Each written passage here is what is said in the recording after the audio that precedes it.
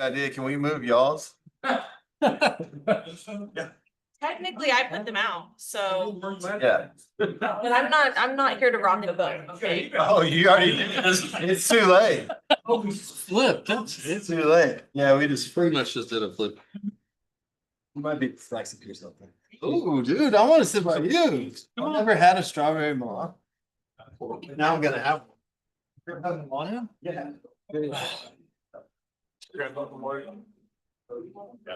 Can't suit me. Not. Is that why you're rocking them? Free. That's cool. You love it. Supply the planning commission. Okay, I understand. You want one? They do. Where is? They look like strawberry shortcake guy.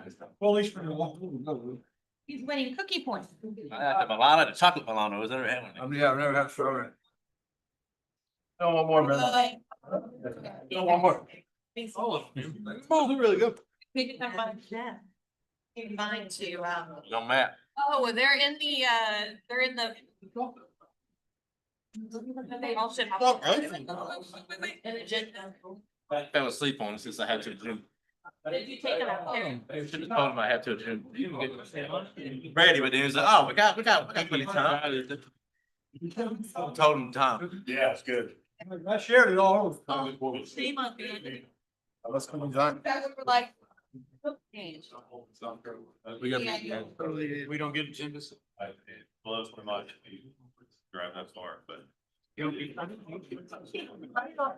a piece of paper, just. On, okay. Take notes, that's what you meant to say, take. Sales staff.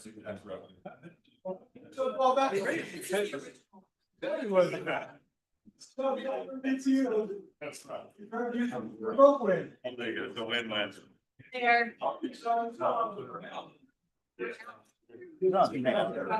Yeah. It's actually, yeah, all of our, we don't do any shipping. There's no way to do it. You had a lot of shipping business out of it.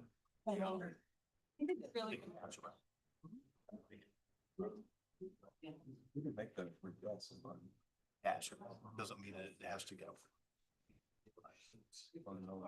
Make sure. Yes. We're down.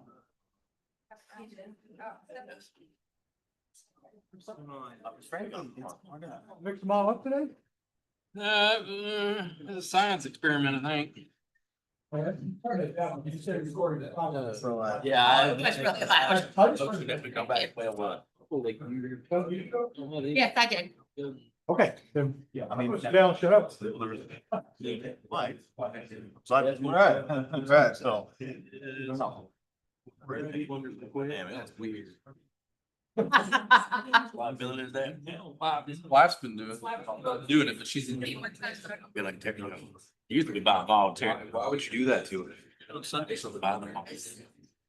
Store it and then it get a place out. It was, Around it. To another. I either had, and the first thing they said. You're down there too.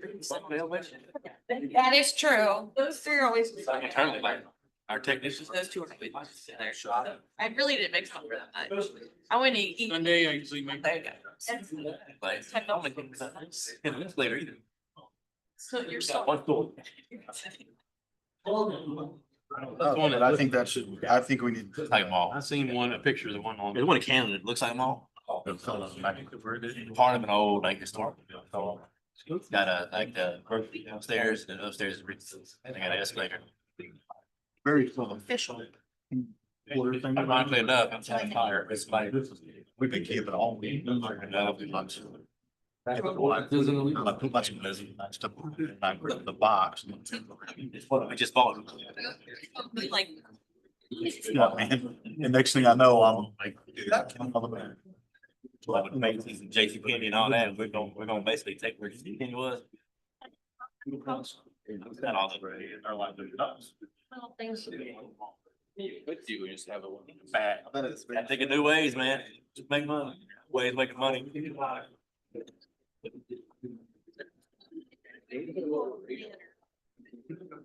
I'm scared of the buses.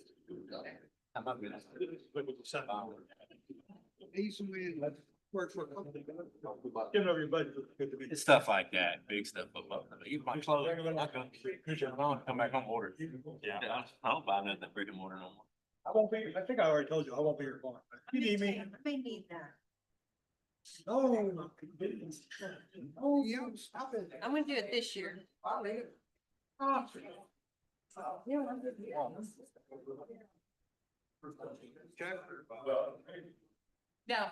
Yeah. Now I got you. Take it, go take a look. You just want to do it. Oh, these right here. Diane, are we unmuted? Yes, we're unmuted. We're good to go. That's great. We dock Brian's pay in a minute? Give me the dollar now. Closing part in there, but I did. And Oh. That's where I knew. Joe. Time's up. Is the last name. Signs look like they're ready to move in. Probably already given to you. Okay. And they're not gonna wait to open it. They gotta have a reopening. Their own flashlight, a grand reopening.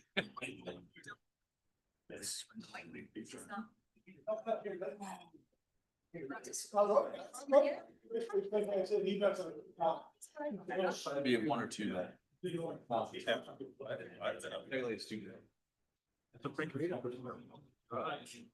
Why's it gotta be? Didn't want to, I mean. Yeah. Let me go back.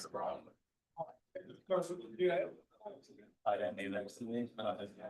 Not with doing the You're this early stuff. We're gonna. Six. Yeah, Iris can go. You're walking.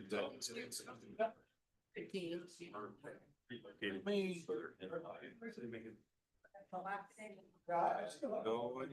Heard from Brian. Picked up his packet earlier today. Maybe it was. So far away. You live in Centerton, that's your first go-to, man, traffic, man. Two is backed up, there's a wreck on 102. Try to do something. No, Not lying, 'cause somewhere there is a, it might be Rogers, but somewhere on 102, somebody got a wreck.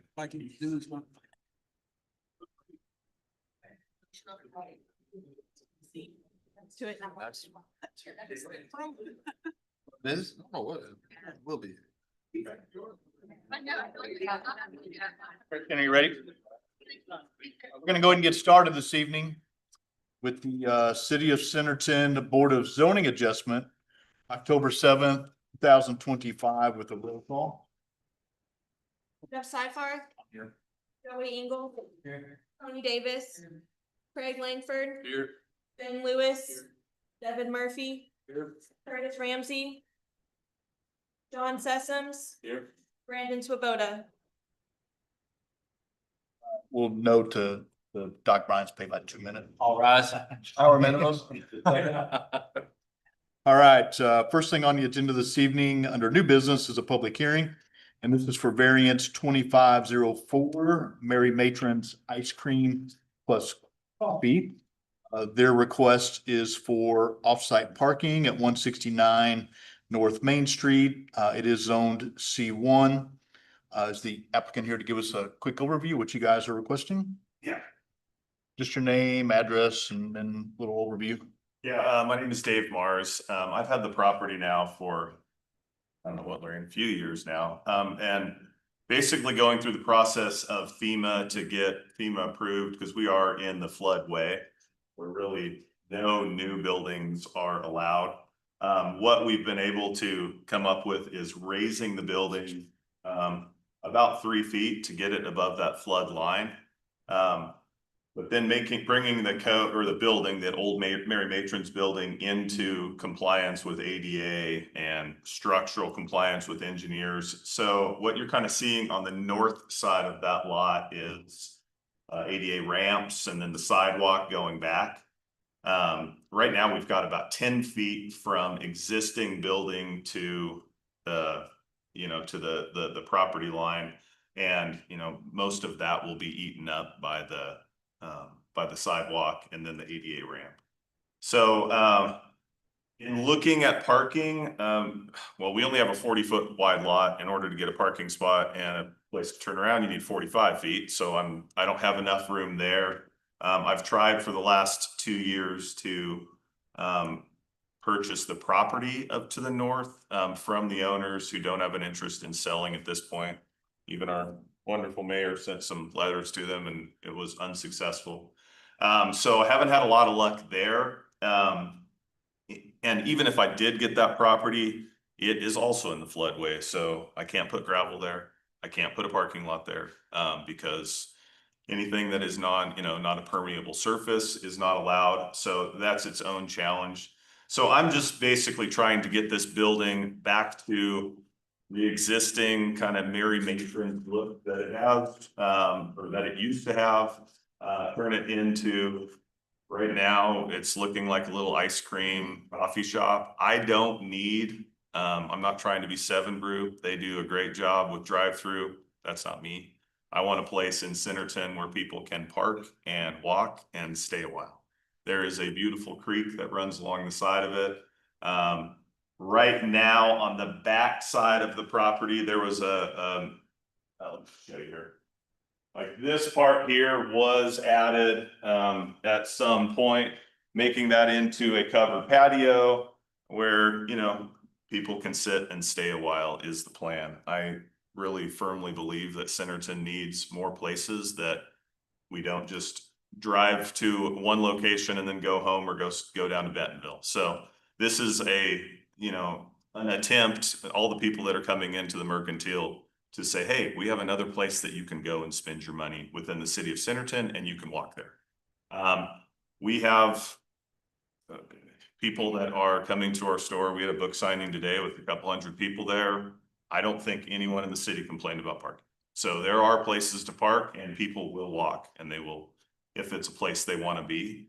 I understand that not having parking spots, I'm taking the liability of people walking all on my business and what I'm wanting to do. But I think with what we need to do for downtown Centerton to make it something that is beautiful and looks nice is we need to redo these buildings. If that building goes away, nothing can be built in its place. That's the struggle we have with all the buildings down there because most of them are in the floodway. So this is just an attempt to save a cool old building. That's got some pretty unique history of, women, women owned, like Mary Matrons, like, just kind of an organization and, bring it back the way it was a little bit. Going through all of the, the variants to not have parking spots, I think we kind of met, all of the reasons why we need this variance. If anyone disagrees with any of them, like you can just look and see what we're up against. We've got, a pretty busy road that doesn't allow parking along 102 Business, and there's just not a lot of room in the lot to do anything other than bring that building back into code, get the ADA ramps, which we're required to have, and I would want to have, and yeah, make it something that's unique and not just an eyesore. Your intention is to use the same parking as what the Mercantile is using right now? Yeah, so we can take the, for employee parking, I can park them on the back side of the Mercantile. I have parking spaces back there. And then, yeah, like, on-street parking kind of on Bimco, First Street, just down along the Spring Street. Spring Street. Yeah, just down along, 102 where there is public parking now. So there's not a lot of other options in Centerton or in downtown there. And the ones that we've tried to acquire, we've so far been unsuccessful. So I know Bill had talked about bringing a crosswalk just to the north of this that I think is still being worked on. So the hope is, by the time this is done, we're either close or have a crosswalk. that can get people across there. There is an existing sidewalk that goes, Spring all the way down to my property. And we can look at that too with, I talked with, my engineer, if there's any improvements or anything that need to be made to that sidewalk to get people down there. I'm more than willing to work with BIMCO and the guys and, take care of a lot of that so we can, actually get people on property. And we'll probably get there, but what about a crosswalk? That would take them from, is it David Electric? So that's the sidewalk, right? Yeah, and I think that is the proposed area for the crosswalk. We had originally tried to get the crosswalk north on the Ravington, like kind of Ravington and the park here. I think this is where we had originally thought about a crosswalk. We just could not make it work with, the way the street dipped, RDOT wouldn't approve it. So I believe, and correct me if I'm wrong, but I believe the current crossing now is scheduled right there So stay at there, Spring Street. stay there. Yep. So basically. I'm talking about the side streets. I understand the one for the state. I got you. Across Spring Street. Yeah. Oh, Spring Street from Gavin. Well, probably I would prefer them be on both sides, so both the spring streets being designated, so at least there's some protection there, especially if we're gonna take them down there. Does that make sense? On City Street as well? Well, that's what will be addressed with part of the downtown plan on what improvements they're recommending, and plus that's gonna be on Main Street improvement to get those crosswalks across through there. It's not an easy thing because the way the highway department did the curb and the elevation. We control Spring Street though, right? It's a As a city. Spring Street We Yes. control as a city, right? gravel on the sides of the paved. But on the south side where it's paved, is there a way for us to put something on Spring Street as well as a crosswalk? I don't know what's involved in that if we wanted to put it on Spring Street. Yeah, because what we're gonna ask for is for people to park near Old City Hall. Two scenarios, right? So we're gonna ask them to park there and then potentially walk down. They would cross Spring Street without a walkway right now, or protected walkway right now, correct? Can we ask for that protected walkway because it's city? Instead of them taking the chance of walking across Spring Street. I see people not stop at that stop sign all the time. I'm not saying that because there's a crosswalk they would, but does it make sense to have a crosswalk on both sides of Spring Street? Because the other example is they park up north in the old City Hall, they walk across the Mercantile, then they come down. You guys cross Spring Street Then again. they're still gonna cross Spring Street, but there's not a crosswalk there designating that they should walk there and or any protection. Does that make sense or not? I'm asking, I don't know.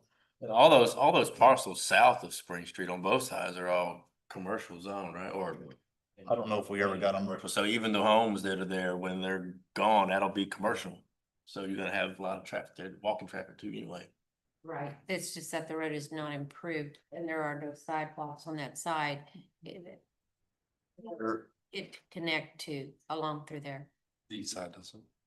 The east side does not have any sidewalks, so. Once you get past, there is a sidewalk that gets you to the edge of Spring, right?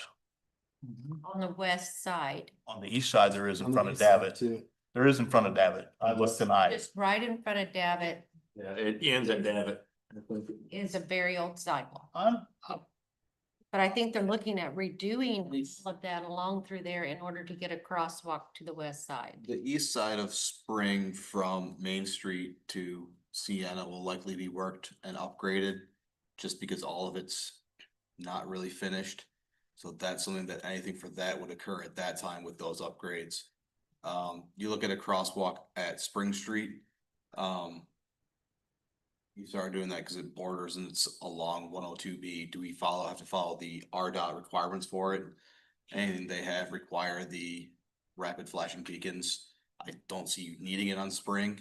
I mean, are you just asking you want to see striping, just two lines going across?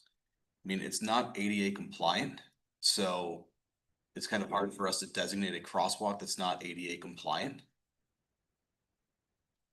I'm asking. I mean, yeah, anything that would occur there would need to be concurrent with anything that crosses Main Street with the RDOT permitting, that it pretty much would just be a little bit of striping. There'd already be street light, but the flashing beacons and anything else in the grade to make it ADA compliant to get onto the sidewalk on the northwest side. It has to be done first. I was asking. So how do you get people here on foot safely? You walk. I mean, right now, we can't. Keyword being safely. Yeah, we can't through anything across RDOT or across 102B that's gonna be compliant and work. So until we kind of go through all that with that and have an ADA accessible route, because we can't do anything through RDOT unless it's ADA accessible. So. I understand the east side of Spring. Yeah, the improvements that are coming there, but to Jeff's point, most people are gonna park at City Hall and then try to walk at that northern area and then come down. But then you see parking right there. People are parking where they're gonna have to cross Spring Street on the west side. Be more concerned on the west side of Spring Street. Onto the sidewalk with that's ADA compliant, so that has to be reworked until that can be done.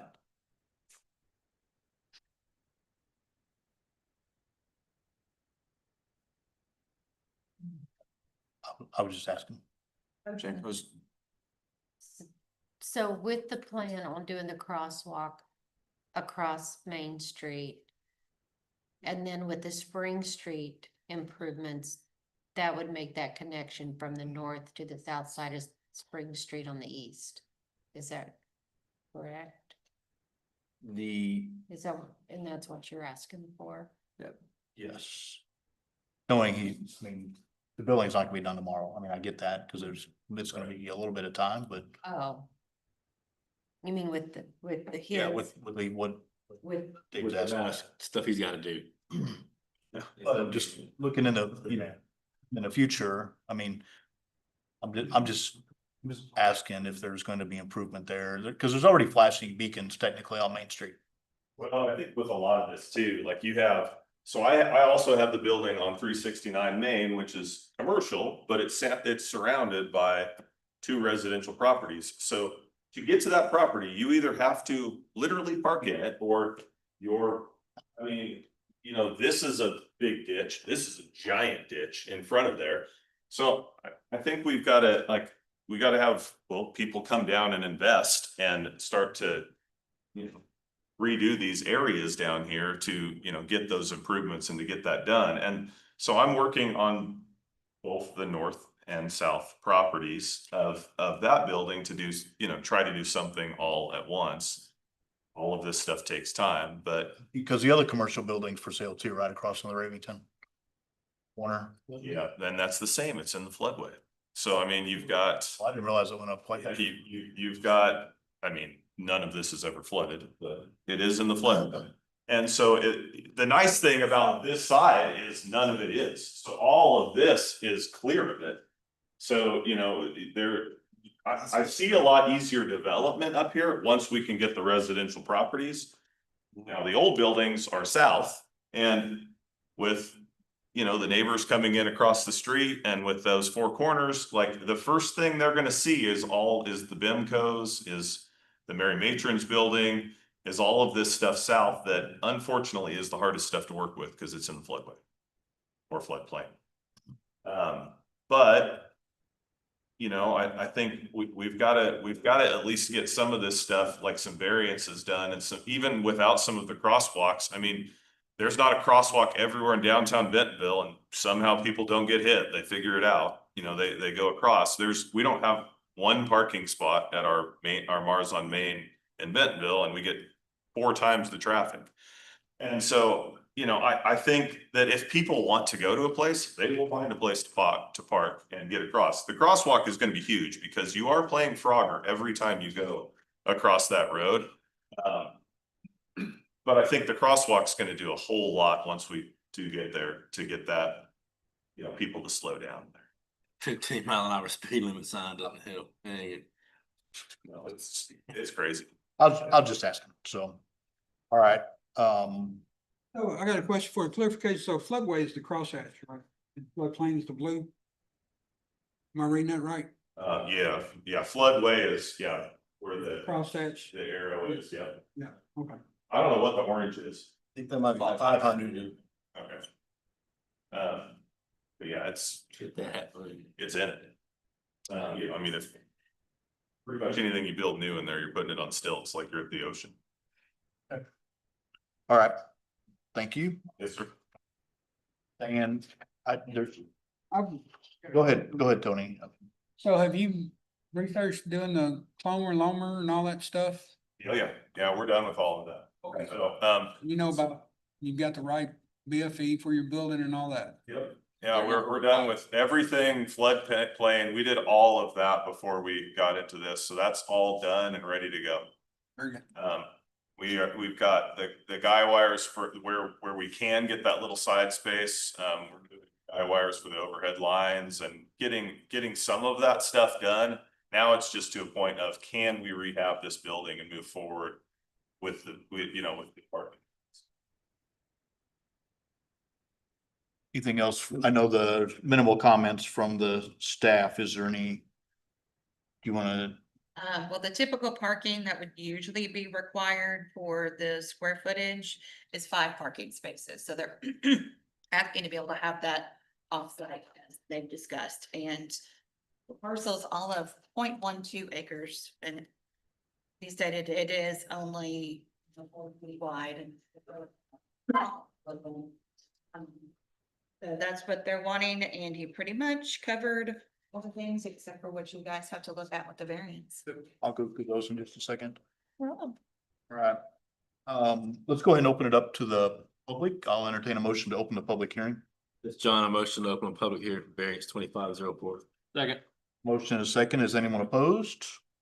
We are now open to the public. If there's anyone that wishes to speak, have any questions, comments, concerns in regards to the variance request for 169 North Main Street, we'd ask that you come to the podium, state your name, address, and any, again, questions, comments, concerns you might have. Second call for anyone that wishes to speak. And third and final call. John, I motion to close the public hearing, variance 2504. Second. Motion and a second to close the public hearing. Is there anyone that's opposed? Any other questions, comments from the commissioners before we go through the findings of fact? Lou, do you have a timeline for that northern crosswalk? It'll all depend on Bemco. Bemco owns that sidewalk and has to make it ADA compliant. What about they own the sidewalk? It looked to be in the right of way. The right of way ends at the face of the sidewalk. What about funding for that whole thing that we just talked about? We have the funds to do that. We have to, as part of the Walmart project, all the driveways on the north side of Highway 102 have to be right turn in, right turn out only. And when we do that, he's also gonna make improvements on Spring Street at the same time. So as soon as we see some dirt turning, we'll start that project.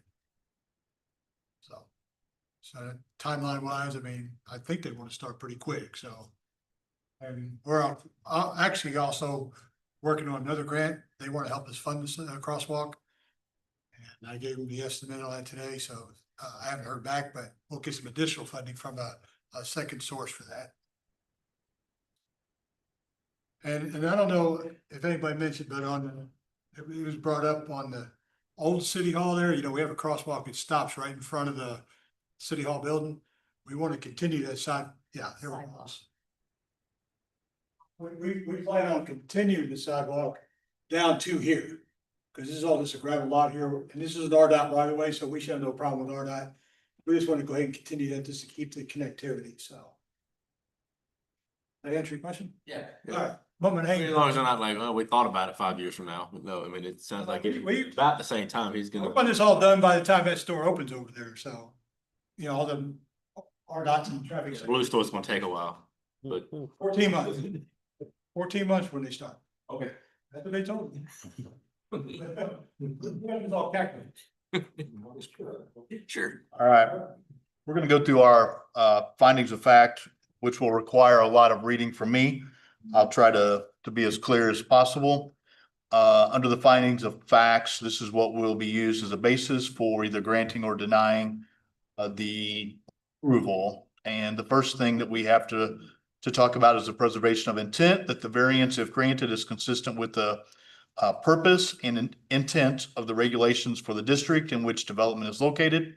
No variance shall have the effect of permitting a use in any district that is not a stated permitted use, accessory use, or conditional use of that particular district.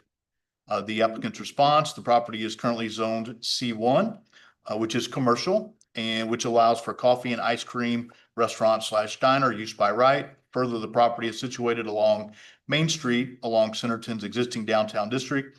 The property is also indicated as a commercial use on the land use map. The staff findings: the requested variance does not alter the permitted uses of the C1 zoning district. Coffee / ice cream shop use is allowed by right, and the property is located along Main Street within the downtown district where commercial activity is encouraged. The variance relates only to parking requirements and does not permit a use otherwise prohibited. Therefore, staff finds the request consistent with the purpose and intent of the regulations and the land use map designation. Do any of the commissioners disagree with that? Okay. Exceptional circumstances: that exceptional, extraordinary, or unusual conditions or circumstances applying to the lot, parcel, structure, or intended use exist that do not apply to other properties or uses in the same district, which are unique to the individual property under consideration. The applicant's response: the existing property width is only 40 feet wide. This, factored in with Main Street being RDOT right-of-way, creates a hardship that will not allow on-street parking, and there not being enough room to create an off-street parking lot with adequate turnaround space. The property has a floodway and floodplain flowing along its northern and western boundaries. Through this, the existing building will be raised to provide the minimum 3-foot elevation difference between the finished floor elevation and the base flood elevation. This is also requiring substantial ramps to be proposed to provide an adequate accessible route from public right-of-way, further limiting space to provide off-street parking.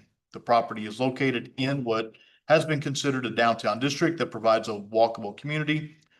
With the on-street parking provided to the north of the property, it is our opinion there is adequate parking to service the proposed development. Further, we are willing to accept the risk of existing parking conditions and walkability of running a hopefully successful business. Staff findings: the subject property is constrained by unique physical and regulatory conditions not common to other properties in the C1 district. The lot's narrow 40-foot width, combined with its frontage along RDOT controlled Main Street, prevents feasible on-site or on-street parking improvements. Additionally, the presence of both floodway and floodplain areas requires the building to be elevated and accessed by substantial ramps, further limiting usable site area.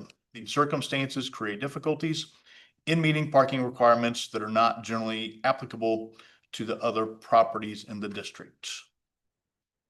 Do any of the commissioners disagree with the exceptional circumstances? Jeff, is it worth noting on that it's already a non-conforming structure, right, as a circumstance? That It is, already a non-conforming structure there. which is common in the downtown, and I just wanted to also mention that we have very few old buildings left in the downtown. And this would be the preservation of it's becoming historical. It was used, I believe, in the 60s, late 50s as the Mary Matrons building. And so, it's getting older and older, and it's a sentimental building. So I did want to mention that. Okay. The third thing we need to consider: a hardship, not grounds for the variance, that the special conditions and or circumstances do not result from the intended or proposed actions of the applicant. No variance may be granted solely on the basis of economic gain or loss. The applicant's response: without the variance approval of parking requirements, the property will be effectively unusable and not allow any reasonable use of the land due to the property dimensions, as well as the floodplain, floodway, and existing utility encumbrances. Staff findings, the hardship associated with this request arises from the property's physical limitations, including its narrow width and location within a floodplain floodway. Prior to Highway 102, 102B improvements, on-street parking was available for this site. The improvements included widening 102B Main Street and installed curb and gutter, which eliminated the ability for on-street parking. Additionally, it is our understanding that the applicant made an earnest effort to acquire the adjacent property to the north to provide parking and was unsuccessful. These conditions are inherent to the site and not the result of actions taken by the applicant. The request is not based solely on economic considerations. Do any of the commissioners disagree with this one? No. The fourth, preservation of property rights. That literal interpretation of the provisions of this ordinance would deprive the applicant of substantial rights commonly enjoyed by other properties in the same district under the terms of this ordinance. The applicant's response: without the variance approval, we will not be about to run a commercial business similar to our surrounding neighbors. This variance will allow us to gentrify the dilapidated building located at 169 Main Street and beautify the downtown neighborhood, ideally contributing to be a catalyst for the area's continued growth. The staff findings: other businesses in the surrounding area do not have on-site or off-site, off-street parking adjacent to their sites. Denying this variance would deprive the applicant of rights enjoyed by other properties in the same district and allow reasonable use of the property within the constraints imposed by its unique circumstances. Do any of the commissioners disagree with that one?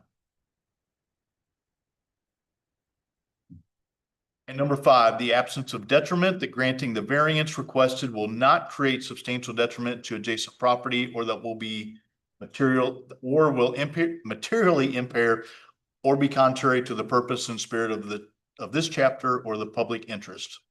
The applicant's response: considering the requested variance is regarding parking, the proposed property is the only property in that area that will not have dedicated parking. Casey's to our south has adequate parking to service their development. 223 Main Street to our north has parking in the gravel lot south of Old City Hall. The staff findings: while the subject property will not provide dedicated on-site parking and public parking in the downtown area is limited, granting the variance is not expected to create a substantial detriment to adjacent properties. The downtown district and upcoming downtown plans intends to encourage walkable, mixed-use development and nearby commercial properties, manage parking through shared resources and on-street spaces. On-street parking is possible on nearby local roads such as A Street, First Street, and Spring Street. Staff find that although parking is constrained, approval of the variance is unlikely to materially impair the purpose or spirit of the zoning ordinance or significantly harm the public interest. Do any of the commissioners disagree with number 5?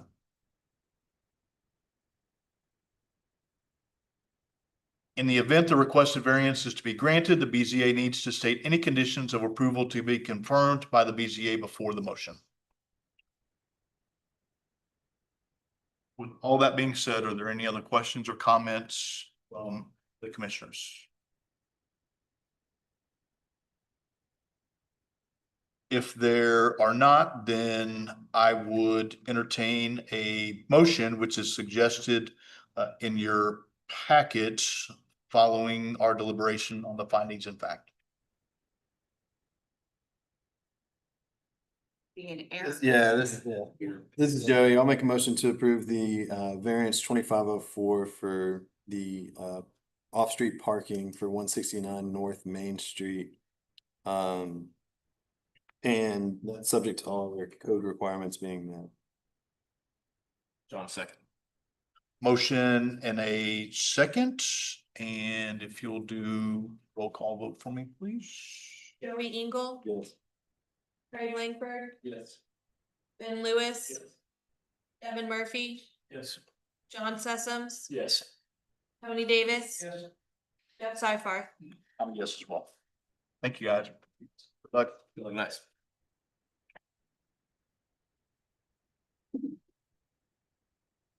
All right, I'm gonna add an announcement, that we will have a BZA meeting on the 21st to go through the minutes.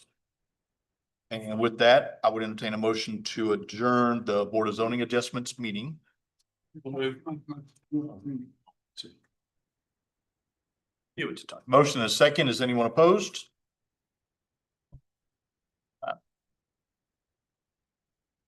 Now we will call to order the City of Centerton Planning Commission meeting for October 7th, 2025 with a roll call. Doug Seifert, I'm here. Joey Engel. Tony Davis. Craig Langford, Here. Ben Lewis. Devin Murphy. Curtis Ramsey. John Sessoms. Here. Brandon Swoboda. All right, first on our agenda this evening is the approval of the minutes of our meeting from 9/23/2025. John, I motion to approve the minutes from 9/23/25. Greg, second.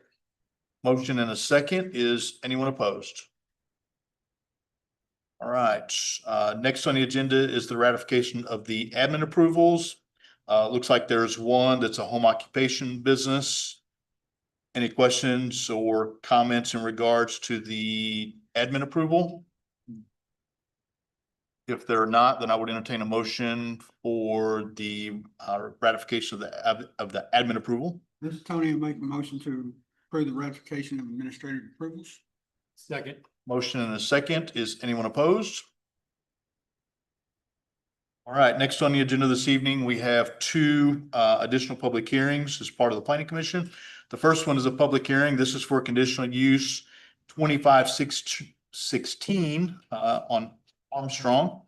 It's an occasional short-term rental at 911 Massachusetts Avenue. It is zoned R3 single family. It's lot 196. And I believe the applicant's going to be online. Is that correct? James, if you're online, will you give us a brief overview of what you're requesting? Yeah, hi everybody. Can you hear me? Yes. Hey, nice to meet everybody. My name is Jimmy Armstrong. I'm just requesting, I recently purchased 911 Massachusetts Ave over the summer. My primary residence is in New Jersey, and I travel back and forth between Northwest Arkansas and New Jersey a lot. So I was just hoping to use my home as a short-term rental through Airbnb or another similar short-term rental platform for when I'm not in Arkansas. Does that cover what we're looking for? It does. Thank you. Yeah, no problem. Diane, would you like to give us a staff overview, please? The property, sorry about that, is zoned R3 single family. There is a PUD for the Featherston Village subdivision that allows for smaller lots than the typical R3 single family. It is 0.06 acres, so they're nice little tiny lots in there. It is the Featherston Phase 2. And as stated, it is lot number 196, also known as 911 Massachusetts Avenue. This, as James mentioned, is a second home for him, and he would like to use the home as a short-term rental when he's not in Arkansas. And the home is 2 bedrooms, 2 bathrooms, and can sleep up to 5 people. Show a picture of it for you guys. Go. And the surrounding uses, of course, since it's in the middle of the subdivision, are all R3 single family zoning within Featherston Village's phases 1 and 2. There is the adjacent property to the east, directionally challenged today, is the future dunes at Prairie Valley, which is zoned R4 multifamily. The property can be accessed from Kimmel Road on the north side and Womack Road from the west. And all streets in the Featherston Village subdivision are private streets. There are no sidewalks, but there are walkways behind all of the homes so that everybody can still safely walk within the neighborhood. And utilities is already constructed and it is connected to Centerton Water and Sewer. There is parking for 2 cars in the driveway, And there is no on-street parking in Featherston Village Phase 1 and 2 unless designated in specific parking areas. So there won't be allowed to be any parking on the streets. And the property owner is going to be managing it himself through the Airbnb, Vrbo, different platforms like that. And the covenants for Featherston Village do not prohibit leasing or renting properties within the subdivision. Any rental agreement shall comply with all applicable laws and zoning requirements. And he is asking for an indefinite period of time for this rental, but you guys can decide if you want to set specific time limits for use as a short-term rental. Any questions or comments from any of the commissioners before we open it up to the public? Was it Featherston or the neighborhood next to it that we approved on recently? Featherston Village. That same? I can't remember if it was phase 1 or 2, but it's within the same. I thought it was that same subdivision. There are a couple already existing in there. Some, when I poked around online, are haven't gone through the Well, process, so We have approved. he's doing it the correct route to do a short term. Were there any restrictions that we put on those that we would want to replicate? Typically parking, that they follow the Airbnb licensing, permitting, things like that, a city business license. We ask that they do have a mounted fire extinguisher since the public's gonna be there. And we encourage ADA accessibility, it's not required. And if there are any complaints, of course, it can always come back to you guys for an additional review. So I didn't know if we set a restriction on the time. No, we haven't, but I mean, that is something that you guys can decide to do if you so choose. If, you know, you go, hey, you know, this is great, how about you come back and pick it a year, just because, like 3 years, just to evaluate to make sure that there hasn't been anything wrong. I just didn't know if we did something like that for the other ones. I think Typically, they have been they're consistent. definite Okay. time, but it's up to you guys if you want to go, things are starting to come in quite a bit, so. Thank you. There's not any other questions or comments that I would entertain a motion to open the public hearing. Motion to open the public hearing. Motion and a second. Is anyone opposed? We are now open to the public for conditional use CU 25, which is a request for an occasional short-term rental at 911 Massachusetts Avenue. If you have any questions, comments, concerns that you'd like to address the commission, we'd ask that you come to the podium, state your name, address, any questions, comments, or concerns. We did receive one comment via email. It is in your packet and I have it here on the screen also for you. Second call for anyone who wishes to speak. And third and final call. And before we close the public hearing, I will just highlight the letter. Their concern being the preservation of the residential character and quality of life, the increased traffic and safety concerns, the potential negative impact on the property values, and the precedent-setting risks are the main highlights from a resident at 880 Massachusetts Avenue. And with that, I would entertain a motion to close the public hearing. This is Craig. I motion to close the public hearing. Second. Motion and a second. Is anyone opposed?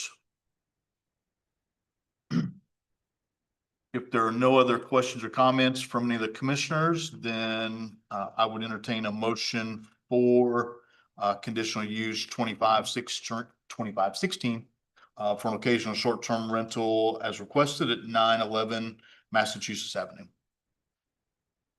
Yeah, this has been, I'll make a motion to approve additional use 2516 Armstrong. Occasional short-term rental. Second. Motion and a second. If you'll do a roll call vote for me, please. Now, do you guys want to set any time limit or are you good with the definite? Ben didn't set a timeline. Okay, just wanted to clarify.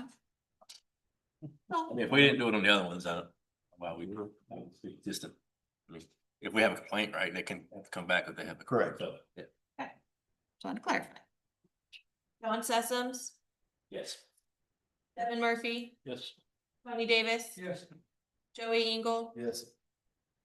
Craig Langford, Yes. Ben Lewis, Yes. Jeff Seifert. I'm a yes as well. All right, thank you, good luck. Thank you very much.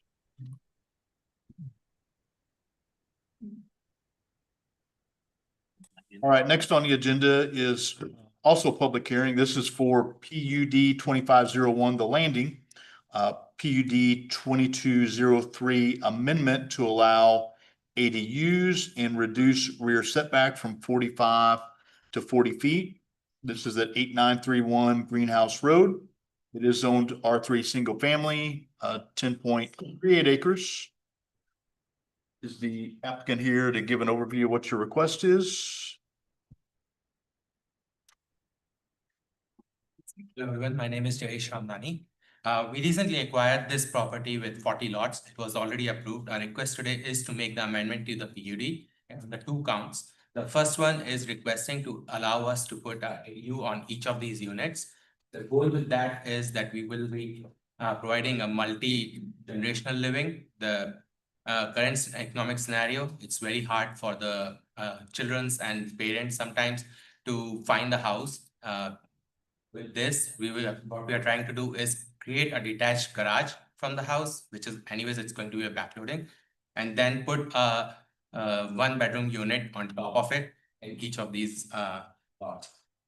This will definitely help with the financial situations for a lot of families. The second count request is to add another 5 or to reduce the rear setbacks by 5 feet. This will help us to increase the distance between the primary home and the ADU, and this will increase the green space overall.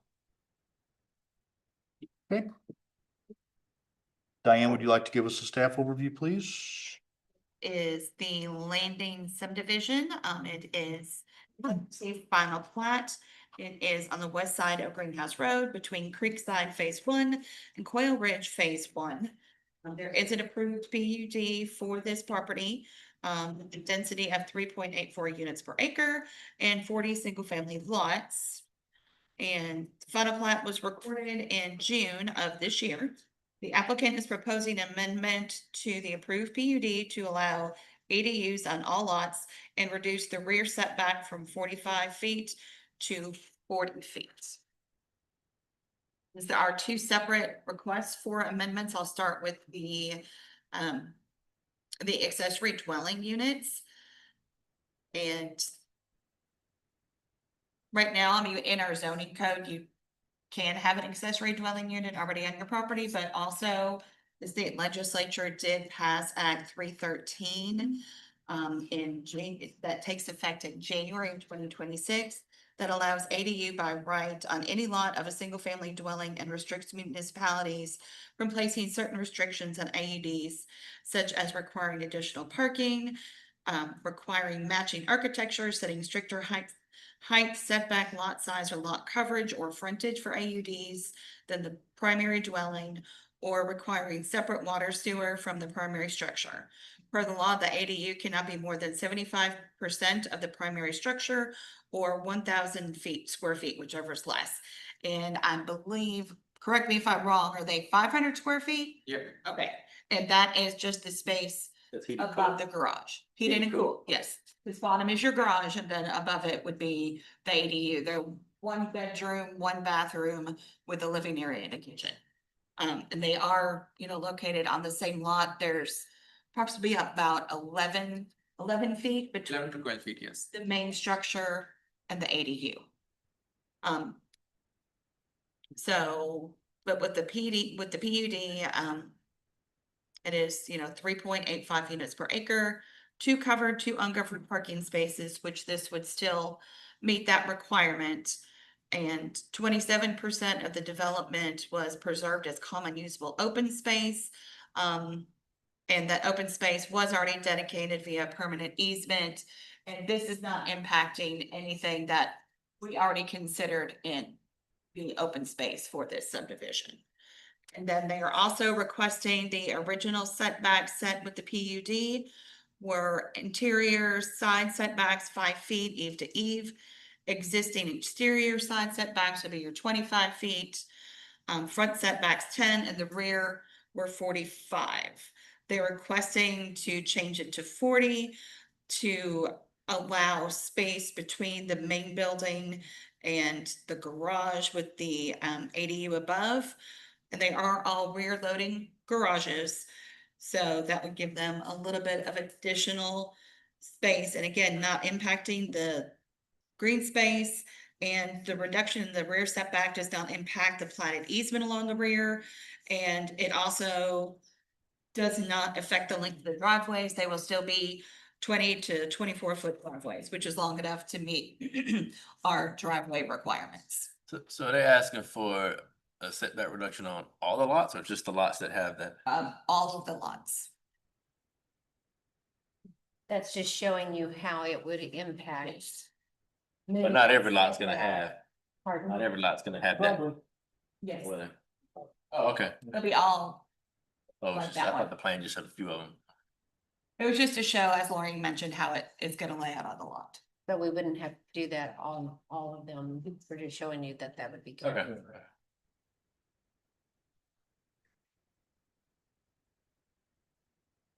Any other questions or comments from any of the commissioners before we open it up to the public?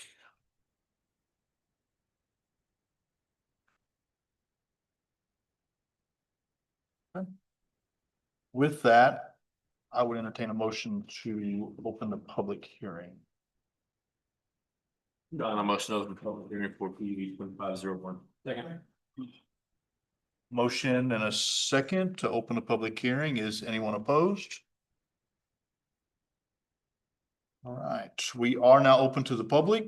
Anyone that wishes to speak with any questions, comments, or concerns in regard to PUD 2501, the landing, and the amendment to PUD 2203, the amendment to allow ADUs and rear setback from 45 to 40 feet. Again, this is at 8931 Greenhouse Road. We'd ask that you come to the podium, state your name, address, and any questions, comments, or concerns that you might have.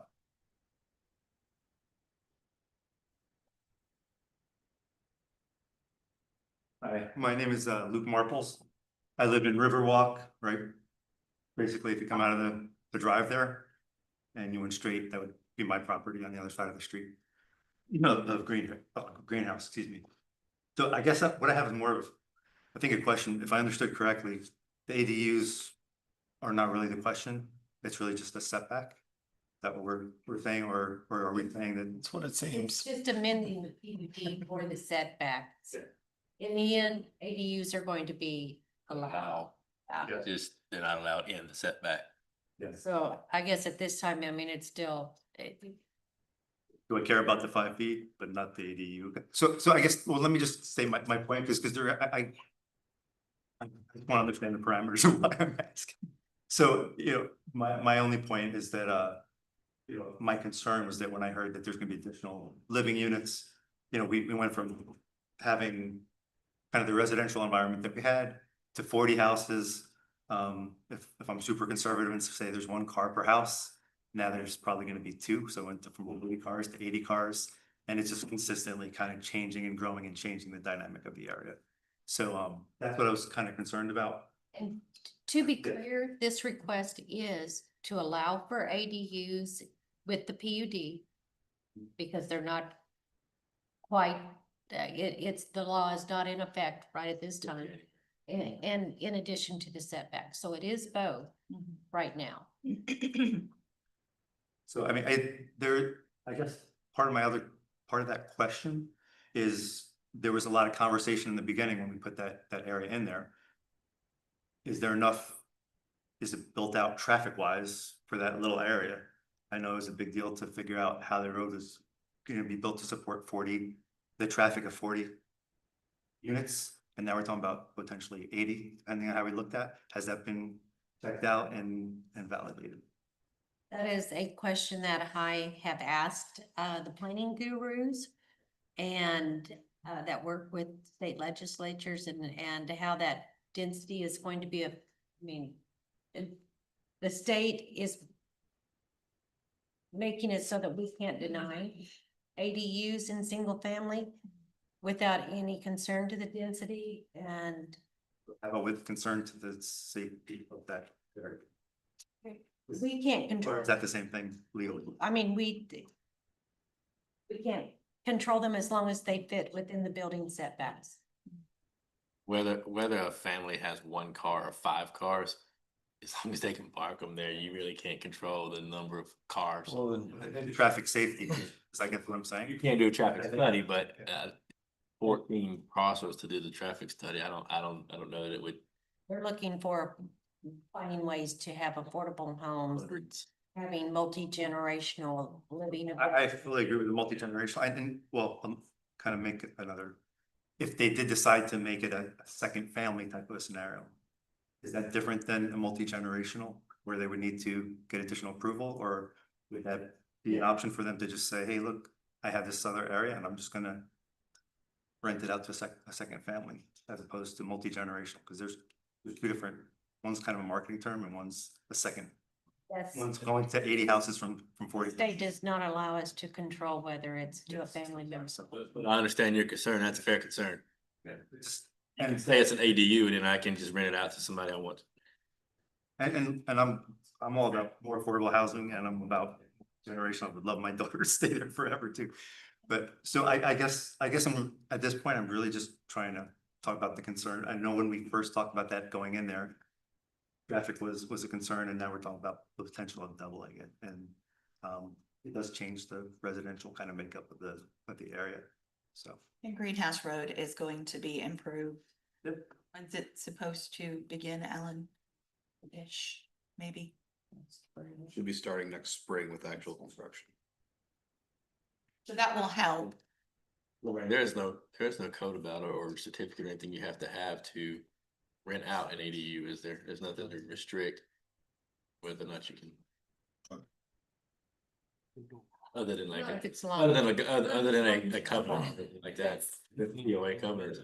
The short term, if it's a short term rental, they have to do the same, like, as it, at least as of right now, unless yeah, but that's in the the. state makes additional changes.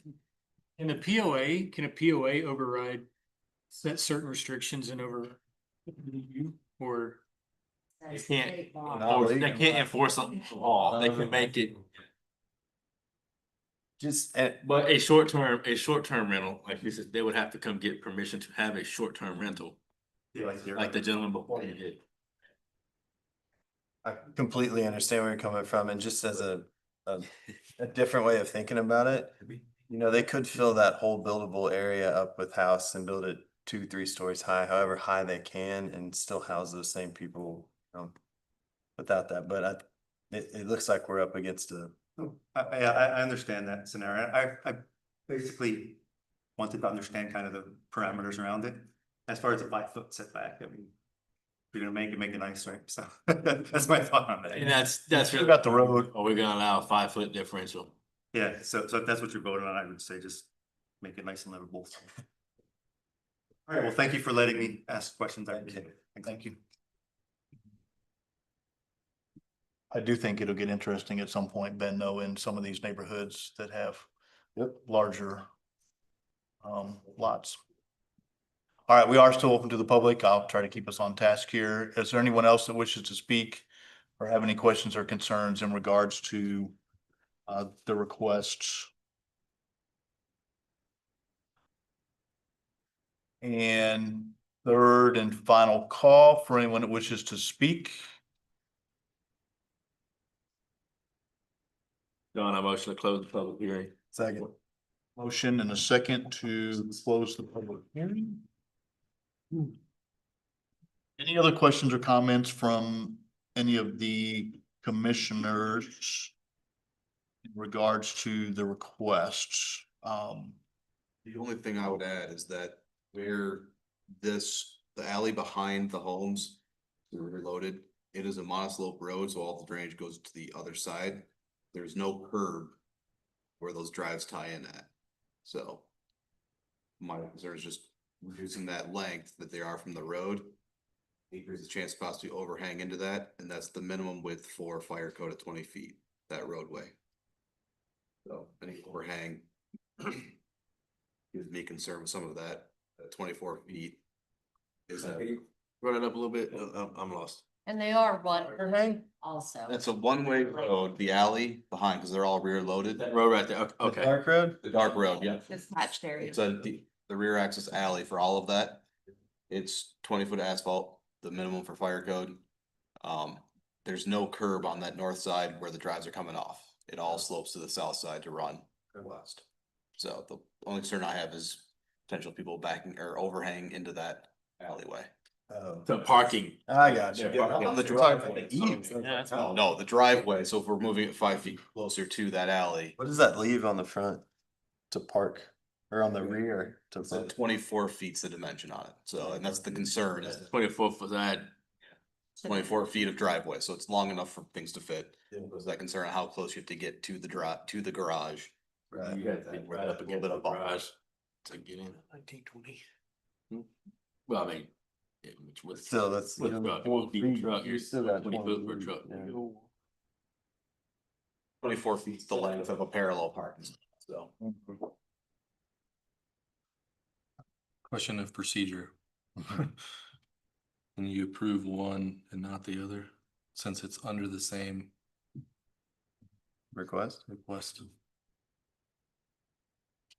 I mean, they're requesting to modify the PUD. Correct. The approved PUD. Each one is its own modification. You couldn't. Each one's separate, separate.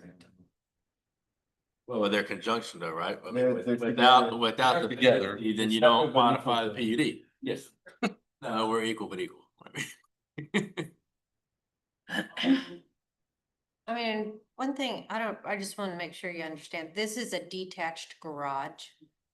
So to allow for that, space in between the buildings to be more private. And then the ADU above the garage. So technically, if the 5 feet is not approved, they could still build an ADU back there. Yeah, and have 5 feet of. Not that size. Between the buildings. That 10.5, is that the fire code, 10.5 between them, or is it 7 foot? They need a minimum of 10 feet between the structures regardless, even if it's a detached garage, right? They need a minimum of 10 feet even with the garage. So what's the fire code between the two buildings?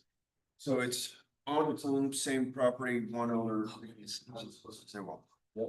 So he could take that 5 foot off that 10 and a half instead of. Now, in between. Yeah. Resident A and resident B, that's where that rule comes in. So if it's the same owner, same property, it doesn't matter. Yeah. That's why we have pool houses within 3 feet of the structure. Because it's the residential. Same owner, right? So it's not, All of this ties to the residential code, not the actual fire code. If you lease that property, the ADU, now there's two different, now it's not really single family, it's multifamily. Do you need a firewall for that? That changes a lot. That changes the construction because then it becomes. Then it becomes against the law to rent that. I don't have a perfect answer for you. This is residential, which is more Rob's area, so I don't have a whole lot. But if it becomes rental, then it's more commercial, right? Even though it's on a residential lot? Yeah. Generation. They would need I don't know where. I mean, technically. From residential code into building and fire code. I know If someone comes in, like we already saw this evening, conditional use. We require them to get a business license. Would that not be then considered commercial? I'm asking, we don't have a business license for rental houses that I know of. For short term. For short-term rentals, we do. For short term, but Nothing is built to be. not long term. I get long term. I mean, but short term. But we'd have to look at it, if they came in to get a license for a short-term rental, then we'd have to look at, does it meet fire code to now be multifamily, right? Instead of single family, which in that case would probably not, because now you have to have that 10 feet of space. now I do know that if you go above, if you put a living space like this above a garage, that changes in the residential code. You have to put in the thicker sheetrock and you have to do more insulation That's in the residential code. I don't. If it's still one owner, I don't know. So. If you were building on the edge of your property line. From. 5 feet to 2.5 feet, you have to have increased. Fire protections, gotta have, there's certain requirements you have to have. One of the biggest ones that you would notice is non-vented metal soffit. So then, once you go from 2.5 to 0, then you can't have any penetrations, windows, anything like that. And it has to have, fire resistant exterior cladding.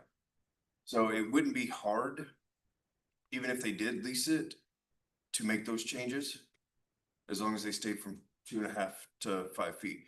Featherston Village, the east, the one that's already established, most of those have those same protections because those are so close, and that was one of the requirements they had to have. So as long as they don't go, I mean, they could be built. Up to 5 feet, right? As long as they don't go below 5 feet. If they go below 5 feet, They have to have those additions. Right. But in this situation, as they build them now, they don't have to. But if they lease it, They would have to. then they would have to retrofit and they would have to change. Is my understanding.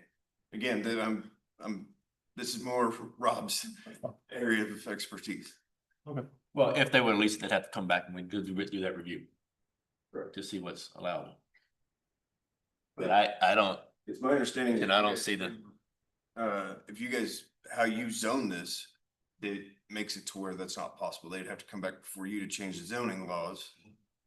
I think the state does that for us. apparently. Again, we're often. Yeah. I'm not nearly as brushed up, as I do the other areas. All right, thanks, Paul. But I think that brings the question of, is this really a hardship? Then if you can take that 5 feet between the buildings and not have to get in the setback. It's not a variance, it's a conditional use. Well, they're asking for a variance to reduce the setback. No, No. it's on the PUD. The PUD where they have a 43-foot setback and it is 45. 45. 40. Yes, amending the PUD, the PUD sets that, yeah.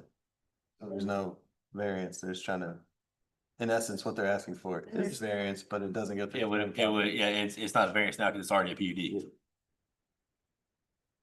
Setback it from Pride is 24, 29.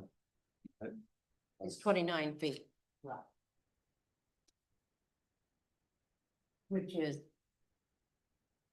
more than anywhere even. And I mean, it's been a couple of years since we looked at this, but I think part of that compromise was because of the density and because of the private street, if I remember. I mean, we have to go back and pull those notes, but I think that was part of the compromise, if I remember correctly. I just think you can still build this and stay within the current PUD. So well, in January, when you can build your own ADU without. Free for all, and you can build your own ADU as long as you stay within the setback. Fine. All right, so we're gonna take 2 votes. First vote will be for the amendment to allow for ADUs. And so with that, I would entertain a motion for that amendment to the PDU. John, I motion to approve PDU 2203, the amendment to allow ADUs. Second. We have a motion and a second to allow for ADUs, sorry. I don't know. Did I say PDU? 2 minutes, no, Yeah, you did. Both y'all said PDUs instead of PUDs. You know what I meant? I changed my. we're on the same page, John. So if you'll do a roll call vote. Question. Oh, yes, go ahead. So the state law did change that we really can't. Not until. Well, we can change it until January. It isn't, I'm not aware of the amendment, but I mean, legislation has enacted it? They set a date for it to go in effect on January 1? Okay, The only thing we're doing, if you say no, you're just changing it for 3 months, 4 months. right. So they could come back in 3 months if we denied it. They don't have to. They don't even have to. Right.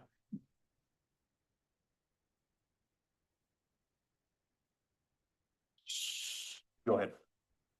Devin Murphy. Yes. Joey Engel. Yes. Ben Lewis. Tony Davis. John Sessoms. Yes. Craig Langford. No, because it can. Jeff Seifarth. I'm a yes. All right.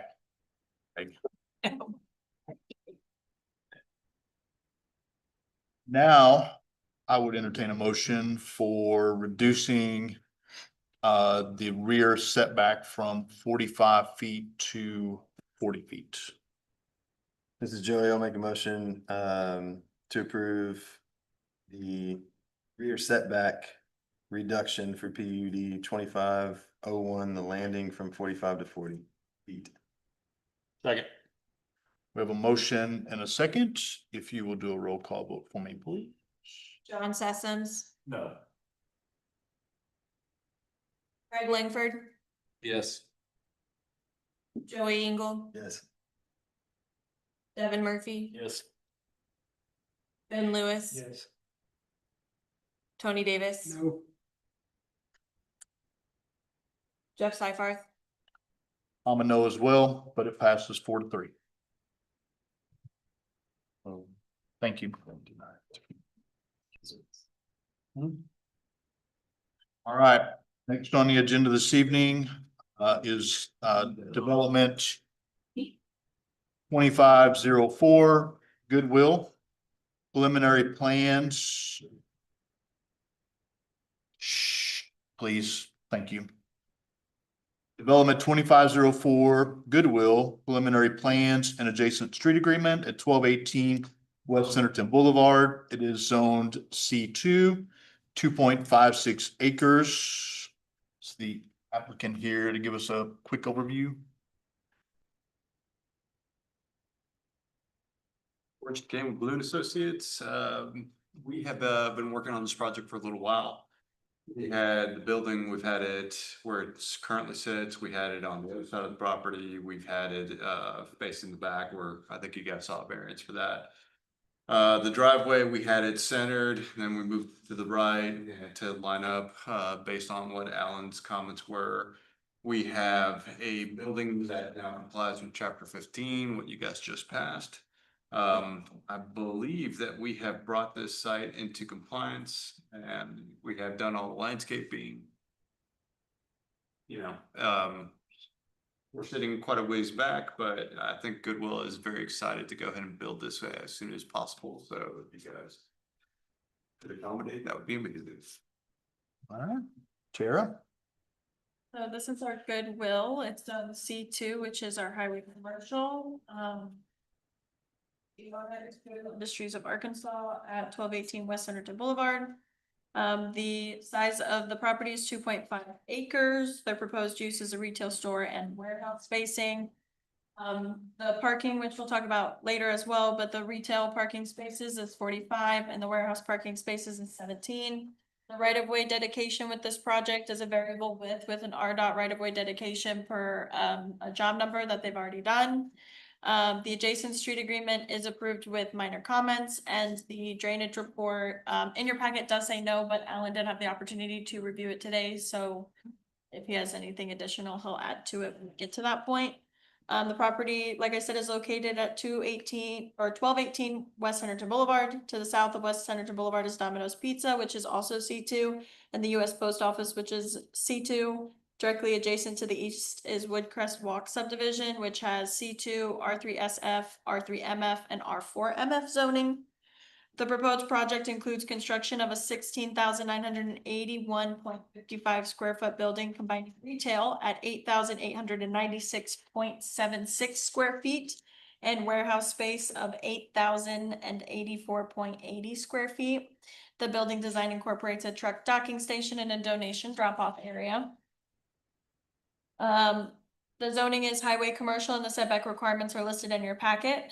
For the drainage, the property does naturally slope downward to the north and northeast to the recently adopted floodplain from the Lomer from Woodcrest Walk subdivision.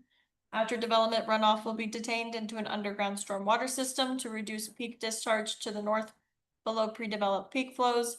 Discharge from the UGS will go north to the rear of the lot to the floodplain and eventually through the pond and Woodcrest Walk subdivision. Again, Alan did review it today, so if he has anything additional to add. Alan, do you on the drainage right now? Not for the drainage. Sweet. The subject property contains mapped floodway zone AE, zone X, and I'm so sorry, zone AE, zone X, which is shaded 0.2% annual chance floodplain, and zone X outside of the 0.2% annual chance floodplain on the north of the lot. The floodplain was established with the Lomer with Woodcrest Walk, and no work will occur in the floodplain as part of this project.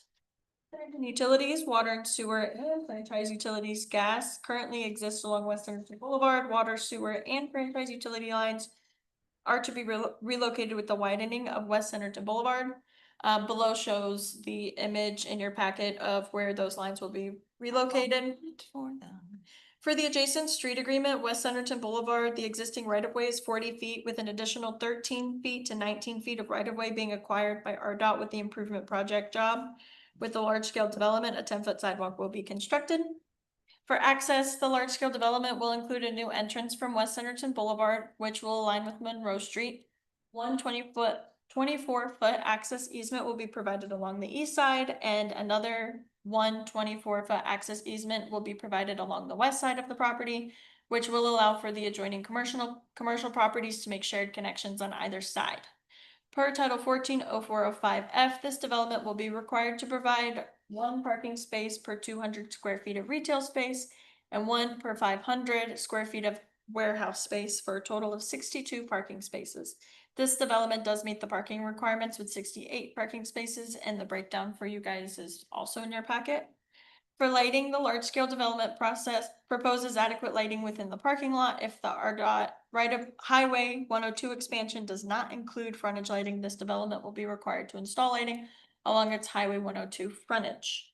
Staff does recommend the approval of the photometric plan. The applicant is proposing landscaping throughout the development, including interior plantings within the parking areas and 10-foot landscape buffer areas. This development was required to provide the following landscape buffer requirements. East and west property line is type A, and then the north side, because of the adjacency to residential, was type C. And if you have any questions, let me know. There's also an image of the landscaping type that was required directly from our Title 15 code. How did that wind up? So the worst spot, it is a little over 10 feet. So that's the one thing that before they can actually build, they need to provide engineered design of that retaining wall. The height of that, I know we had discussed that being, kind of gray. Yeah. So I mean, because of the height, it's gonna have to have an engineered retaining wall that they didn't want to go through to design that until after it's approved here. So it's something they'll have to do before it goes to a pre-construction meeting. Actually, we already have that design back. We just haven't provided it to the city yet. There you go. But you've already worked with the engineer, but Yeah, MTA engineers just designed the wall. Any other questions or comments from any of the commissioners? Oh, it looks good. Thank you, guys. let's, a lot better, thank you. They also met the Title 15 requirements for architectural design standards. Sorry, I forgot to add that. But they did. So they're pretty What do you use? ambitious. Be able to use you guys as an example. So we I appreciate you guys working with us. So there are 4 things as part of the request tonight: the preliminary plans, the landscaping plans, the lighting plan, and the adjacent street agreement. If there are no additional questions or comments, then I would entertain a motion for the preliminary plans and adjacent street agreement at 1218 West Centerton Boulevard for the Goodwill Building. Tony, I make this motion on the 2504 Goodwill preliminary plans and adjacent street agreement. Greg, a second. Motion and a second. Is there anyone that's opposed? Thank you, guys. All right, under announcements, there's a council meeting next Tuesday. Our next planning commission meeting will be the 21st. If you will not be in attendance, please let us know. Any announcements from staff? I'll just say that on the old and new downtown plans, last Thursday and Friday, Garber had set up meetings for focus group. And that was like among the residents, the seniors, the group, the chamber, and business owner or property owners. So they had 4 focus groups that they met with and individually. So we're going, and they're gathering data. So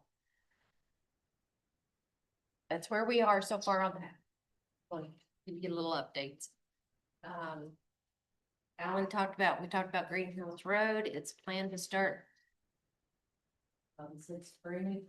Right away acquisition's underway now, so utility relocation, part of it is gonna be part of the widening from itself. Other parts will be done beforehand. That should be starting this spring or next spring. Right away should be completely done by the end of the year. They gotta work on the swamp during the rainy season. They're starting in the south. Oh, Utility relocation. Oh, okay. So, I mean, there's not too many utilities. Swamp, start in. Probably. Alright, yes, make sure that's good. Works also, they have some, and Alan had been working with some sidewalk, grants, some sidewalk connections. One is from 2017 or something. I mean, it's. I have no idea what site for out. Gamble, Bliss, going to the schools. So they've got that one laid out, so. What about 279?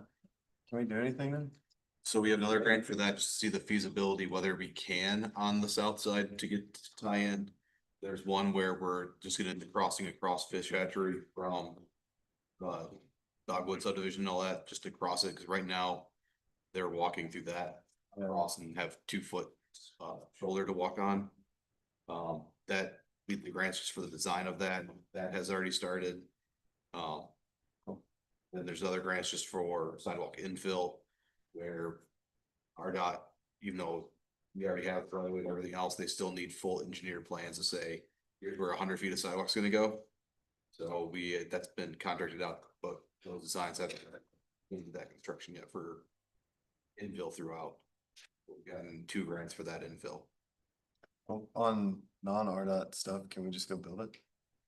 We can, except we have RDOT funding to pay for the actual construction. So it has to be RDOT. So it ends up being RDOT funded, so it falls under their requirements for the full requirements. And it's finishing up Allen Road and the trails along the west side of Allen Road to connect into the Bentonville. They're working on acquisitions to get the properties for that, because there's a little bit of overlap. Most it's gonna be outside, but there's a little bit where there's utility right away or utility easements, but still technically their property. So we're getting those acquisitions done now as well. Okay.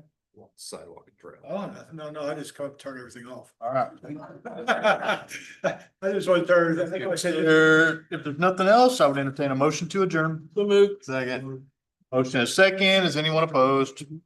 Thank you, guys.